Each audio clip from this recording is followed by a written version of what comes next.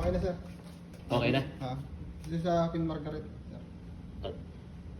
Sige, sige, sige. Nakapull na siya. Sige, sige. Okay, sir. Hindi ko alam, pero kapag wala, anuhin ko na lang. Yan, gagamitin ko na lang yung ano ko, yung wifi ko, ha? Sige, Sir, meron. hayaan mo na, ha? Queen Margaret. Okay na siya. Sige, sige, ha? Sige, sir. Sige, okay. Thank you. Putang inang wifi ninyo. Walang kwenta. Putang inang yan. Ang daming wifi. Ang daming wifi. Ayan o, ang daming wifi ng lintik na hotel na ito. Ha? Ang daming wifi. Kahit saan kang pumunta ng sulok nila meron. Pero wala. Anong ginagamit ko ngayon? Ha? Eh di itong wifi ko. Oh, lintik na hotel ito. Anong pangalan ng hotel na ito? Queen Dickhead. Ayan. Queen Margaret Lausy. Ayan o. Yan. Tingnan nyo ang ano. Ha? Lucena City, ha? Dalawang hotel lang ang meron kayo. Paano ang mga turista nyo dito? Paano ang mga turista nyo, ha? Ayan o, napakalinis ko sa kwarto pero binaboy ko talaga. Ay, papagay, ano naman yan eh. Ang sabi nga nila dapat daw ay hindi nililinis talaga. Hindi talaga nililinis, yun talaga. Pero naglilinis talaga ako. Pero alam mo yun, sa buwisit ko talaga. Pero hindi naman ako makalat eh. Imagine mo yun ha. Kanina pa, walang wifi. Ano ba ito, gamot? Ha? Naku ha. 3-star hotel ka na nga lang. 3-star hotel ha. Tignan mo ha. Walang cotton buds. Walang tawag dito. Meron kaya lang may extra charge. Pang-ahit may extra charge. Towel may extra charge. Unan may extra charge. Ang CR lintik na CR oh. Ang CR yan. Yan. Gumagalaw to. Ayan oh, ayan sira ha. Tingnan mo naman ang dumi, ang pinto sira-sira. Ang kanila. Paano ka manliligo dito sa bathtub nito? Paano mapupuno yan? Walang takip. Tingnan mo to, nanggigitata. Ayan oh. Nanggigitata ang kanilang tiles. Ayan oh. Anak ng bakaw. Ayan, dapat ganyan eh oh. Ba't ba may ilaw tong camera ko? As in, nanggigitata. Grabe. Wala na talaga lang kaming choice eh. Baka nga mas maganda pa yung mga motel dito sa Lucena eh. Lucena, probinsya pa naman kita, Quezon. Pero talagang wala ka talagang may pagmamalaki, Quezon. Wala ka talagang may pagmamalaki. Ha? Umpisahan mo sa Chaong. Ano meron sa Chaong? Ano meron sa Chaong? Candelaria. Ano meron sa Candelaria? Ha? Yung piyesta ng yung piyesta ng mga kandila. Kailan lang yun? Mula nung mag-grade 1 ako dyan, wala naman yun eh. Kailan lang yun? 5 years ago? 10 years ago? Wala talaga. Sariaya. Anong meron sa Sariaya? Bundok. Ilog. NPA dati. Lucena. Kaisa-isang lungsod. Ano meron dito sa Lucena? 2 hotel na 3-star saka 1 2-star. Paano yung mga tourist? Paano kung magdadala ng turista rito? Saan sila tutulog? Kaya putok na putok ang mga Airbnb. Lintik ang mga hotel dito. Oh, ano pang meron? Nadulas ako kanina. At saka yung kasama ko. Ayan oh, nadulas, sumabit lang yung tsinelas. Pak! Ayan oh, gipin na oh. Ayan. May pako pa. Anak ng tete mo. Ha? Anak talaga ng... Nakakadisgrasya talaga eh oh. Napakalaos eh. Napakaluma.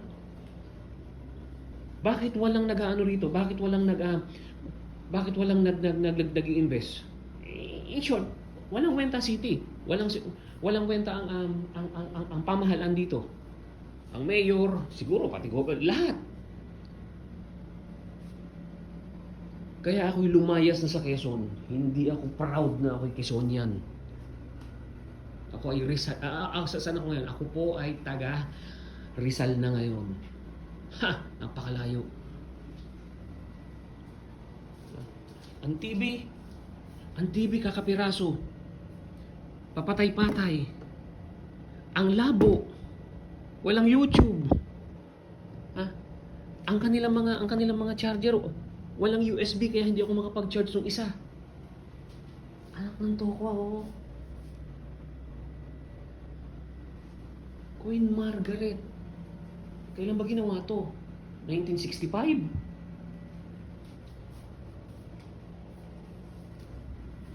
Ay, grabe. Wi-Fi ko ang ginagamit ko. O yan. Yun yung bundok ng Banahaw. Yun yung umuusok na yun. Ay lutuan pala ng mantika. Papakita ko sa inyo ang likuran nito, ha. Imaginein mo, ha. Ayan, o.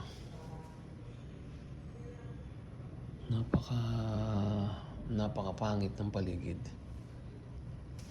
Oh my gosh.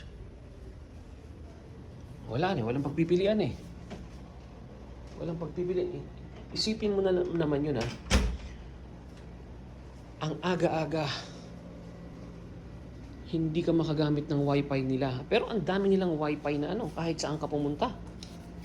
Ang dami nilang maipagmamalaking kahit saan kang parte pumunta. Sa sulok nila, sa third floor, sa parking, sa kantin, lahat, sa lobby, iba-iba. Napaka-lousy nitong Queen Elizabeth na to. Plancha, may extra bayad. Cotton buds, meron extra. Pang-ahit, meron. Extra towel, meron. Extra unan, meron. Okay, anuhin ko yung unan. Peste. Pati ba naman yung panghinunuli? Ay. Buisit ka, Quezon. Wala kang maipagmamalaki. Quezon. Lucena, nakakahiya ka, Lucena. Walang ipinagbago yung entrance ng Lucena dito, yung welcome Lucena. Para lang siyang yung welcome barangay. Sitio, ganito. Ganun lang, napakapangit na kulay blue na basta ang pangit. Ang pangit, Lucena. Ang pangit, Quezon. Buti na lang talaga, hanggang grade 5 lang ako rito sa Quezon. Lumayas na ako, nagpunta na ako sa Manila. Ngayon kung ma-open kayo, mas maganda. Baka magagawa ninyo ng paraan. Pamula sa inyong gobyerno dito, hanggang sa inyong mga tao. Hindi kayo minamaliit. Baka lang kinakailangan talaga yung pitikin. Bye for now, mga katay. Okay, checkin natin ang pagkain nila ngayon dito sa baba ng kanilang buffet.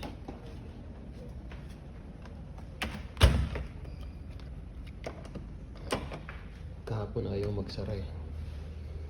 As in ayaw magsara. Siguro tumagal din ako ng halos mga 10 minutes bago siya nag-lock ng kusa. Ewan ko kung bakit ganun. Doon ako nakapark ko. Doon. Bye for now.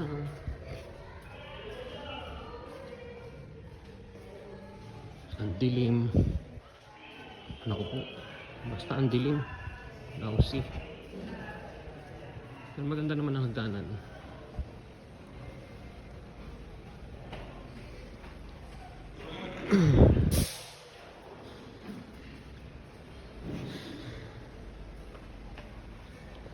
Tingnan natin yung breakfast nila.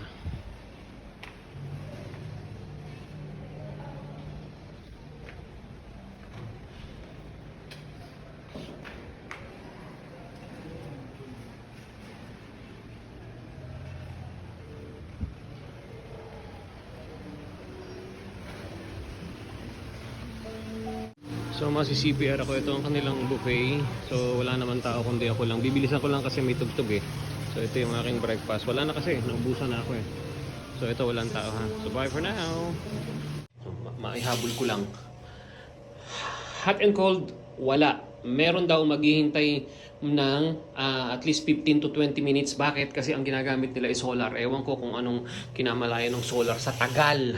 Sa tagal nung pag-init. Nung pag-init ha. Imagine mo naman yung parang hindi ata tama ha. Bubuksan daw muna ng 15 to 20 minutes. Parang ang dami nang nagastos, ang dami nang naubos, no? So parang may mali. Aray ko, ayan na naman oh. Tumama na naman ako. Paglabas ko ng CR oh. Tumama na naman ako dito. Anak ng teteng oh. Sana lang may bumaliktad na matanda rito. O kaya naman bata. Tapos tumama ang ulo. Actually, i-report ko yan mamaya doon sa labas.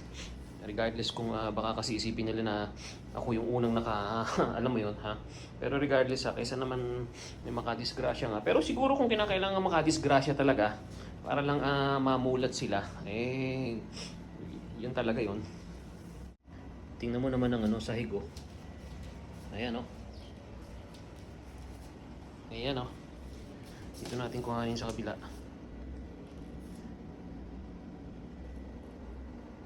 Oh man.